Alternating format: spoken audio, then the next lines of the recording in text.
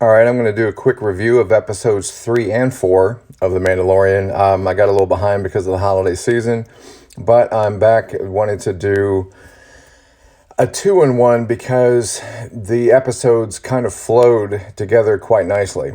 Episode 3 was heart wrenching in a lot of ways, in the fact of, for a second, I know, realistically, because of the story, the story was going to continue. But for a second, when the Mando gave over Baby Yoda and he's getting led to the back and he's making, little noises and stuff like that, I'm almost 42 years old, but I'm a grown man enough to admit that that was hard to watch. I was talking out loud to the screen, which I usually don't do. I just, so that's how you can tell that the show has got you. I'm a real big, if you've known me for any length of time or you've watched movies with me or TV shows or anything, I'm a real big, you got to keep quiet type of person. Save the questions for the end.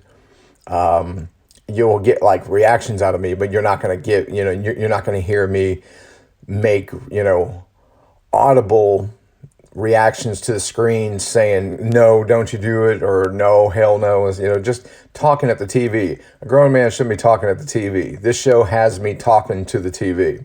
That's how good it is.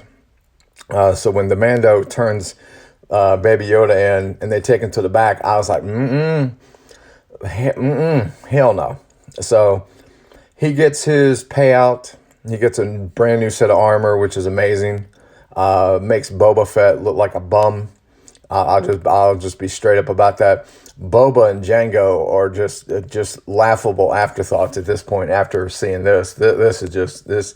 It's just it is amazing what a good quality, well written piece of entertainment can do to basically negate anybody's standing, good or bad, in the canon of Star Wars. I mean, he makes Boba and Django look like straight up bums.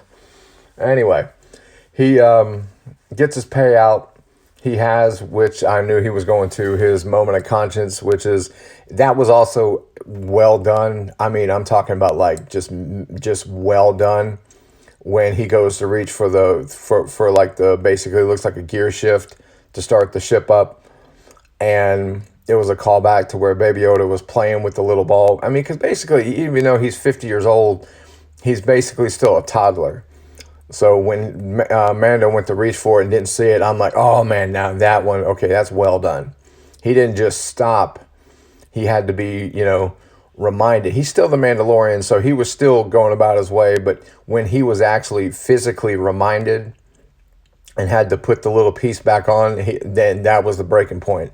And I agree, because that would have broke me too. I'm like, so when he shut the ship down, I'm like, oh, thank you. Thank you, thank you, thank you. Then he proceeds to go John Wick on the stormtroopers in one of the more surprisingly violent action set pieces I've seen in any Star Wars movie. He messes them up.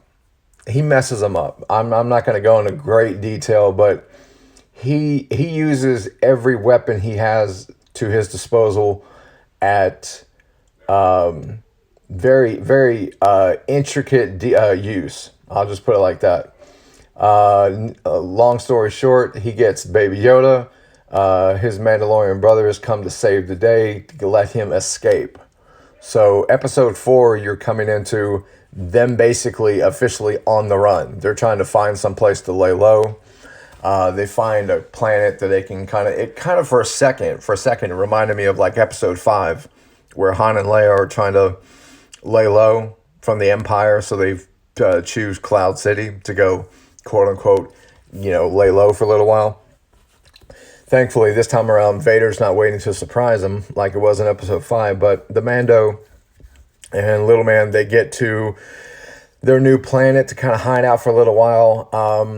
It's a nice little side quest, and the Mando reminds me of like an adventure RPG, to where your character starts out at one level, does a few quests, gets upgraded, things to fight with, protect themselves with, then goes on to other side quests and builds their character up. So that's what the show is reminding me of. It's one of the first times in a long time that the show reminds me of like a well put together RPG. So Mando's like built himself up.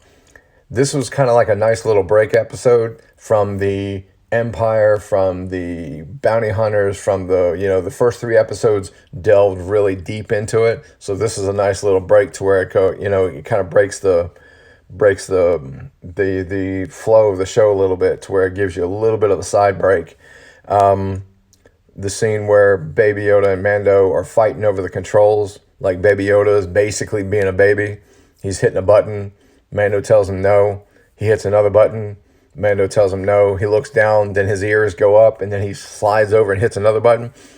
If that doesn't get you in the feels, then you're dead. I'm sorry. It's obscene how well Mando and Baby Yoda are put together, how well they interact with each other, how protective the Mando is of Baby Yoda. Even more, you see it in episode 4, even more so.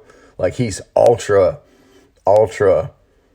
protective, which is a great thing to see. I'm glad he's like that. He runs into Gina Carano's character, which is kind of cool. She was a rebel shock trooper. And when the Mando and her first start talking, this is why I like Favreau and Filoni's work, because they'll have big shock value in episodes, but then they'll have small little pieces of dialogue that are callbacks and little Easter eggs. So the first thing she says is like, me and my team were running cleanup after Endor. So it's one of those, if you don't hear it, you kind of miss it, but that's nice to where it's a callback to Return of the Jedi. It reminds you that this is just a few years removed from the events of Return of the Jedi, which basically changed the galaxy. So she was a shock trooper that was running cleanup after Endor, then running after Imperials to clean them up. That was a cool callback. So now she's kind of went off to the side. So she's on this backwater planet to kind of hide and relax and kind of just live her time out. So her and Mando band together because a village is being overrun by these bandits who, weirdly enough, have an ATST. That one I didn't quite get. I mean, it was a cool aspect, and it added some danger to the episode. I just don't know how in the hell they got an ATST on the planet, but whatever. It's all good. The Mando and Gina Carano, they got the villagers saved. He was going to leave Baby Yoda. Oh, that's another thing. He was going to leave Baby Yoda with them to try to live out his life in peace. Apparently, another bounty hunter is still tracking Baby Yoda. And when the crosshairs of that bounty hunter's gun honed in on Baby Yoda's head,